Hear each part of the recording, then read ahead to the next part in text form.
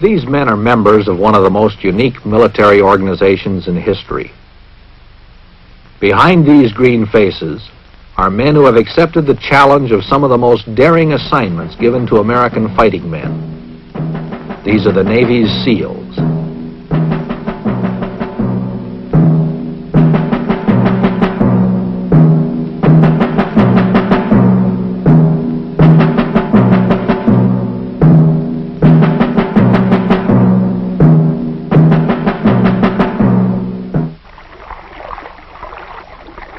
SEAL teams were organized at the suggestion of President John Kennedy, who realized that it would take special operations to win special kinds of war.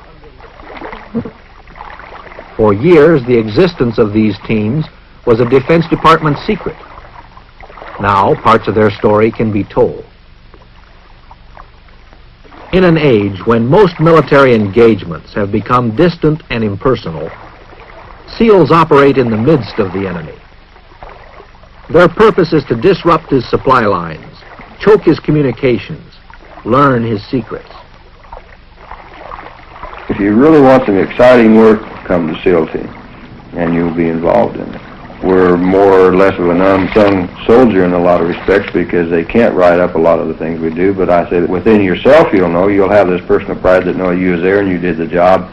After the war, they'll probably write about it. But if you're in here for just getting the Bronze Star and your name on the front page, no, you won't, because they don't put our name on the front page. Well, you'll know within yourself, you'll know what your buddies have done, you'll know our record, and you'll know what a great unit we are. You'll be there. All are volunteers from the famed frogmen of the Navy's underwater demolition team. But once out of water, most similarity with frogmen ends. We are basically an intelligence gathering unit. We gather every bit of information that's possible, whether it be a small piece of paper with some Vietnamese writing on it, or trails, boat traffic, anything that might be of real significant value to your intelligence officer when you get back.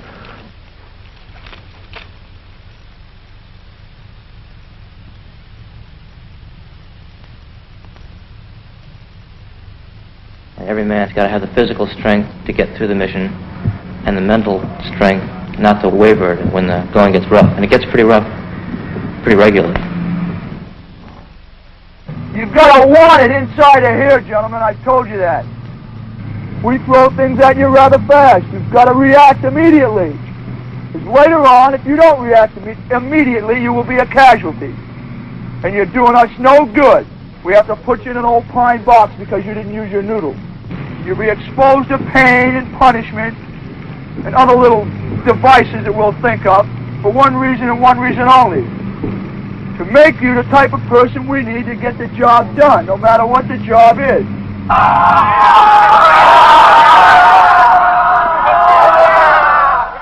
These men are preparing for the grim reality of a personal war. Counter-guerrilla jungle fighting and rugged hand-to-hand combat lies ahead. For this, they must stay in prime physical condition. Those who can't take it would be a liability in combat. In UDT training, they very definitely push you to your limits. In fact, beyond what you thought was your limit. It's an eye-opener. It was an eye-opener for me, and I'm sure it was for most people. What training does for us is it gives us a stamina. Teaches us to know ourselves. To know that we could, if we had to, run for 3 hours, 18 miles. Know we could move across 600 meters of mud on our stomachs and be ready to fight when we get there. It's not a breeze, but I think it's more of a mental problem than it is physical. I mean, if it's a normal, average, athletic type person that has nothing physically wrong with him, then it's all up to him. If he wants UDT bad enough, he can endure the runs. They don't punish you to where you can't walk again, or you don't have to swim so far that you're going to cramp up and drown. Get up. Straighten your legs, Adams. Lock your knees. You can get a great deal of confidence out of some of those obstacles over there. Physical training, certainly. You work different parts of the body on different obstacles. You work coordination, as a matter of fact, and a great deal of confidence in yourself. Family, oh, the Frog family is the best family. Never came over across the sea. There's a highland frog and a lowland frog, a Rotterdam frog. It's just that, well, I want UDT, and I can do all these things. And then you get a positive attitude about the training, and there's nothing they can do to make you quit. You can endure all the extra push-ups and the instructors hollering at you, and just take it with a grain of salt and just say, well, that's part of the program. Always think ahead. Well, in another hour, this problem's going to be over, and I'll be back in the barracks in a hot shower and a hot meal. The temperature in the shade is 193. There isn't any water and there isn't any grass. All there is cactus, and it sticks you in the glorious, glorious 1 keg of beer for the 4 of us, singing glory be to God that there are no more of us, for one of us could drink it all alone, damn near. Hoo-yah! Hoo-yah! Hoo-yah! Hoo-yah! Hoo-yah!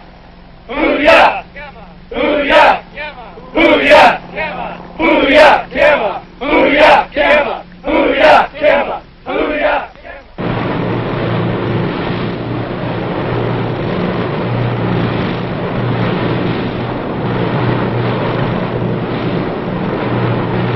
SEALs are specialists in being where they are least expected. Getting to the job may mean jumping out of a boat, a helicopter, or an airplane. You have to want this type duty in order to survive this training. Some people, I suppose, want to prove something to themselves. Some people, maybe they want to prove something to somebody else.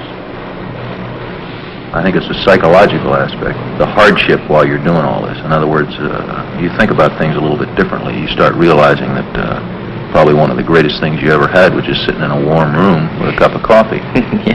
You just don't know how much you can appreciate something like that. It prepares you well for when you go in combat. You learn that a little rain's not going to hurt you, a little mud's not going to hurt you. You don't like it, but you learn that you can live with it.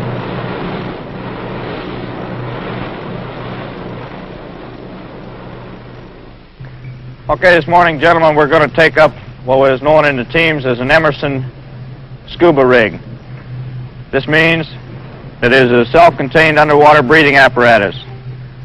This rig is used any type of clandestine or sneak attack operations.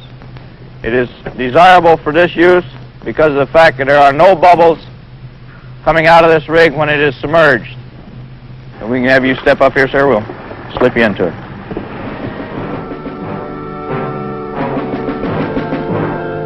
SEALs must be able to turn off physical discomfort, but their minds must be in top working order. Few jobs in the Navy require more mature judgments to be made almost instantaneously. In a combat zone, these decisions can mean the difference between the success and failure of a mission, between life and death.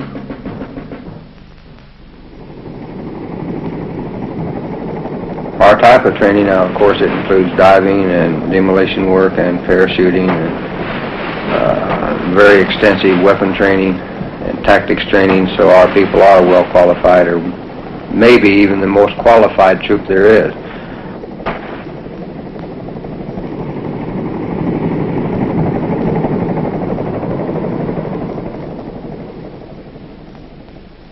Stand in the door. What are you? Close it up tight. Close it up tight. Go. Get up and out. Get up and out. Get up and out. Get up and out.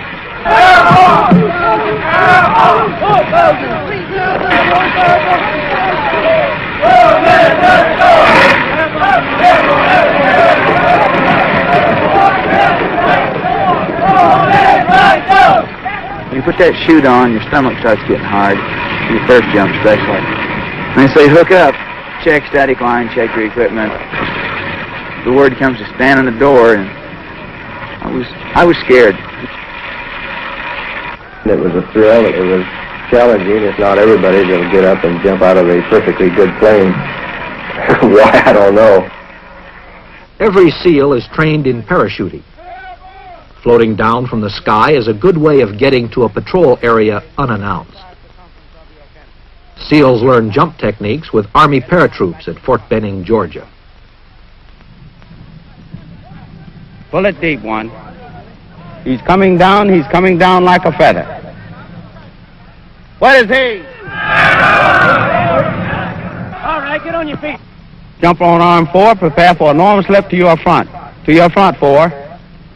Your other front 4. Drop 4. Jump on arm 3, prepare for a normal slip to your front. You get to the door and you leave. It's one motion as opposed to being there for a couple of minutes. You exit. You can feel the chute coming out of the bag off my back, the pack. Then as the prop blast hits the chute, you can really feel the tug. You look up if your risers aren't crossed. If they're crossed, you've got to uncross them by pulling them apart. The harness, which is uncomfortable, as anything can be when you're wearing it on the ground, is like a chair in the sky, and you just float down. Canopy! Check! Canopy! Check! Canopy! Check! Canopy! Check! Once you leave the door and you're out in the air, then it's the greatest thing in the world, because you know you've done it, you know that you didn't have to be pushed out the door, you did this thing on your own. You're still apprehensive every jump, because those thoughts always run through my mind. What am I doing up in this airplane? Why do I want to jump out of this airplane when I know it's going to land? But then once it's time to hook up and go, then it's just, well, I love it. As you approach the ground, there's a man in a bullhorn saying, take a prepare-to-land attitude. Grab your risers, take a slip into the wind so you're trying to stand still. He says, now bend your knees, point your toes, chin up, eyes on the horizon.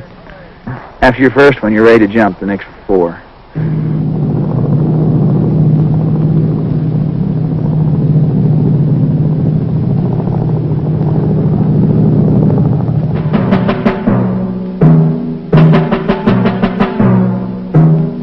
The SEALs call this HALO, high altitude, low opening. For SEALs, a means of silent entry to the enemy's territory.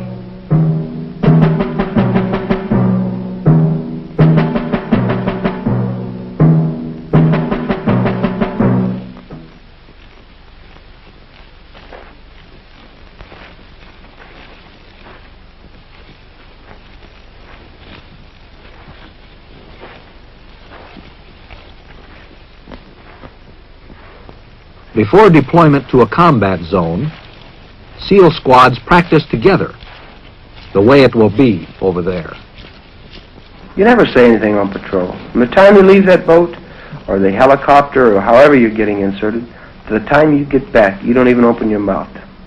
We teach them hand and arm signals in cadre training. It doesn't make any difference what type of signal you do use, as long as everybody knows it. To bring back information that will help reveal the enemy's story, SEALs must be alert every minute. An intelligence officer can do so much more with little facts than you have any idea of. If he can find out, for instance, that there is large amounts of rice being moved down a river, then he knows there are either people down there needing food or that there will be people down there soon.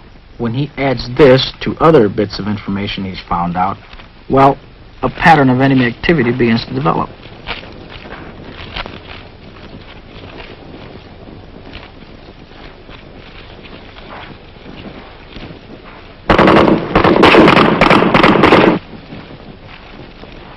All the techniques they have learned are brought to bear in this realistic training.